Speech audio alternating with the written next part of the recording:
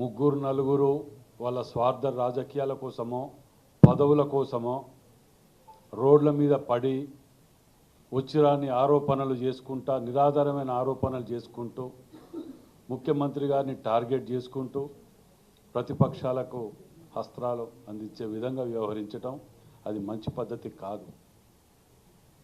మేము ఎవరినో ఒక్కరినో ఇద్దరినో పెట్టుకొని కాదు, ఎవరైతే ప్రభుత్వానికి వ్యతిరేకంగా ప్రభుత్వంలో వండుకుంటూ మాట్లాడటం అనేది అది మంచి పద్ధతి కాదు. మీ అభిప్రాయాలు ఉంటే వచ్చి చెప్పుకోండి. ఏఐసిసి ఉన్నది, పిసిసి ఉన్నది, అన్ని దిక్కులో చెప్పుకొని ఇది చేయాలి. కానీ ఈ విధంగా పోతూ ఉంటే చేసిన కష్టము ఇంతమంది త్యాగాలు మీరు వృధా చేసుకుంటూ పోతా అంటే ఇక్కడ కూర్చొని ఊరుకునేది ఎక్కడ సమస్య లేదు అందులో. దాంతోపాటే ఇవాళ మేము పార్టీ క్రమశిక్షణ కానివ్వండి, అధిష్టానాన్ని కానివ్వండి, మేము కోరేది ఒకటే, నిర్ణయాలు అనేటివి కఠినంగా తీసుకోవాలి. ఎట్టి పరిస్థితుల్లో ఎంతటి వారైనా ఎవరైనా వాటికి ఈ వేదిక మీద కూర్చున్న దాంట్లో ఎస్సీలు, బీసీలు, ఓసీలు అందరం ఉన్నాం. కాంగ్రెస్ పార్టీ అంటేనే సెక్యులర్ పార్టీ. ఓ కులాన్నో మతాన్నో అడ్డం పెట్టుకొని మేము ఏది చేసినా నడుస్తుంది అనుకుంటే అది పొరపాటు. దాన్ని అధిష్టానం కూడా చాలా సీరియస్గా తీసుకోకపోతే అసలు విచిత్రం చెప్పాలంటే మాకేం నవ్వు వస్తుందంటే ఒరిజినల్ కాంగ్రెస్ అంటారు. ఇప్పుడు మాట్లాడిన వాళ్ళు అందరూ ఒరిజినల్ కాంగ్రెస్ అర్థమవుతుంది మాకాడ. మాలాంటి వాళ్ళు మేమేం పేరు చెప్పుకోవాలి?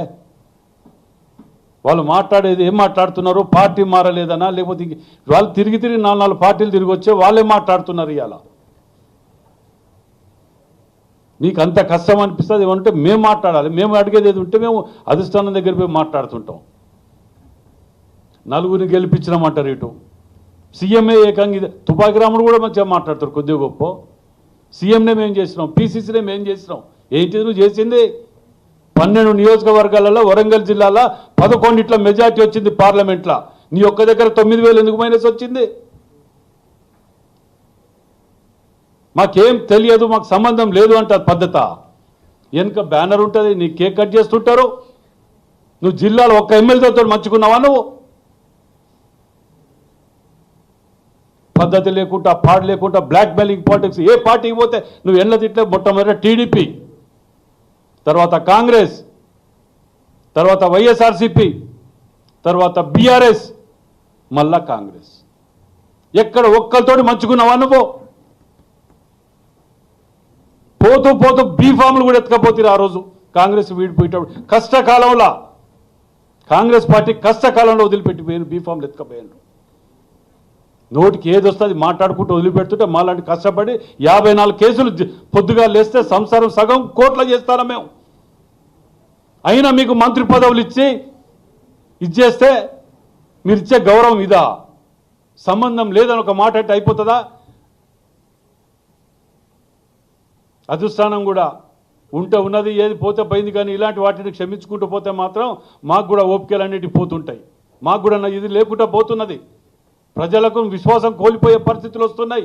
దీని అడ్వాంటేజ్ తీసుకొని బీఆర్ఎస్ దొంగలు ఇటు పెట్టుకొని ఆడనో బీజేపీ వాడో క్యాన్సిల్ చేస్తాడు టూరు సీఎం గారిది పర్మిషన్ ఇవ్వమని. వీడో ఏం చేస్తాడు ఇక్కడ కూర్చొని, ఇక్కడ మొత్తం అత్యవసరంగా అధిష్టానం ఏదో జరిగిపోతుంది కాబట్టి వెనకకి పిలిచాడు వీడంట అంటాడు. అసలే దొంగల ముఠా ఇది. పొద్దుగా లేస్తే దోసుక తిని ఇది చేసుకొని మనం ఇది చేస్తుంటేనే ప్రజలు నమ్మకంతో మనకు పట్టం కట్టారు. పోనీ నువ్వు చెప్పిన 200 కోట్లు అన్నావు అటా, పేపర్లు వచ్చిందట. ఇదా మీ సంస్కృతి? చెప్పు, ఎక్కడో చూపి ప్రూవ్ చేయి. ఇంకా ప్రెస్ మీట్ కౌంటర్లు పెడితే రోడ్డు మీదకి వచ్చి మాట్లాడతా, ఇవి తీస్తా అవి ఏంటిది? రమ్మని అడుగుతున్నాం కదా. ఏదో గాడుపుల బాణాలేసి పార్టీని అవమానపరచడానికి దీని వెనుక ఎవరికి 2 తీర్ల కుట్రాలు ఉన్నాయి. ఒకటి బీజేపీయో బీఆర్ఎస్ ఇంకెవరో పార్టీది ఉంటుంది దీని వెనుక. లేదంటవా వితిన్ల పార్టీలనే కొన్ని గుంటనక్కల్ని 1-2 ఆ గుంటనక్కలు ఎన్నుకుంటే దుకాణం నడిపించాలి.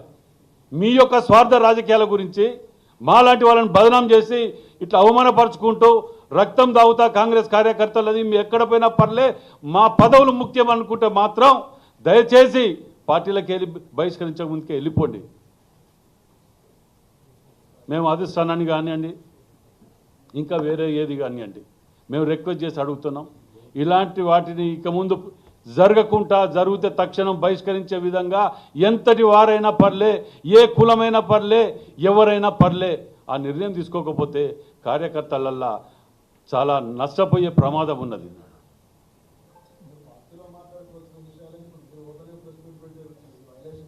ఇది మేము మాట్లాడే దేనికి అధిష్టానానికి కూడా చెప్తున్నాం. మేము దీని మీద ఆల్రెడీ చెప్తున్నా వాటికి కూడా. ఎందుకంటే ఇదివరకు 3 సార్లు పీసీసీకి పోయి ఇచ్చినాం కదా, మీరు చూడలేదా? మీ అందరి సమక్షంలో ఇచ్చినాం కదా. పెద్ద మనసుతోటి క్షమించి వదిలిపెట్టిండు, 1, 2 అని 100 ఉంటే ఇది చేయటానికి ఇంకెన్నిసార్లు క్షమించాలి?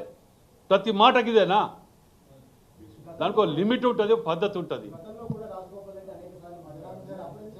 అది కూడా చెప్పినాం. అప్పుడు కూడా మేము స్పందించినాం. మీరు విన్నారో లేదో కానీ మేము అప్పుడు కూడా స్పందించినాం. మేము వ్యతిరేకంగా పోయి రోడ్డు మీద కూర్చొని మాట్లాడినాం. అక్కడ మునుగోడు బై ఎలక్షన్లో కూడా పోయి లొల్లి పెట్టుకొని వచ్చిన వాడ. ఇట్లాంటి వాళ్ళని ఉంచొద్దని ఎవరే కానీ. నేను అదే మళ్ళీ చెప్తున్నా, ఎవరు ఖండించరు ఎవరు లేదు అనేది నా కడుపు కాలేదు, నేను ఖండిస్తానా? తప్ప చెప్పండి మరి. అది కూడా తప్పంటే ఎట్లా? మీరు ఒక్కటి గుర్తుపెట్టుకోండి, కొండ సురేఖ ఒక్కరనే కాదు, ఎవరైనా అని చెప్తున్నాం. ఇప్పుడు నేను కొండ సురేఖ అంటే మీరు రెడ్డోడు ఆడ బీసీ కాబట్టి అంటా. ఈ దుకాణం మాకు ఆ దుకాణం వద్దు నాయన, మాకు మేము మంచిగానండి. మళ్ళీ చెప్తాను, దయచేసి ఒక్క నిమిషం వినండి. మేము మొదటికేళ్ళు కూడా రాజగోపాల్ రెడ్డి గారు కూడా చెప్పినాం, ఎవరే కానీ అంటున్నాం మేము. మళ్ళీ మీరు ఒకటే పేరు పెట్టుకొని అనకండి ఇట్లా అన్న. నేను మాట్లాడతా. ఆడ భువనగిరిలో వీళ్ళు ఖండించారు కదా, అన్ని టీవీలలో వచ్చాయి. ఈరోజు చూడమ్మా, మేము చెప్పేది సురేఖ గారు బాధ్యత తీసుకోవాలి. సురేఖ గారు బాధ్యత తీసుకోవాలి. కన్న బిడ్డ కదా, బయట ఎవరో కాదు కదా. మీ బిడ్డ బాధ్యత మీరు తీసుకోకపోతే ఇంకెవరు తీసుకుంటారు? తెలియదు అని వదిలేస్తే అయిపోతుందా? రాజీనామా చేయాలి, చేయకపోతే యాక్షన్ కూడా తీసుకోవాలి. మాట్లాడిన అందరి మీద, ఒక్కరి మీద అని చెప్పట్టే నేను. అరే మాట్లాడిన వాళ్ళు అందరంటే ఆయన రాడా ఇళ్లకు? ఇప్పుడు అందరూ ఎవరైనా అని చెప్తే మళ్ళీ ఒకరి పేరు పర్సనల్ గా వచ్చేందుకు పలుకుతాను. నేను చెప్తా, అందరి పేరు చెప్తాను. అందరికి కలిపి చెప్తున్నాం మేము, ఎవరే కానీ. సరే ఈరోజు చెప్పాను మీకు, ఇన్నేళ్ళల్లా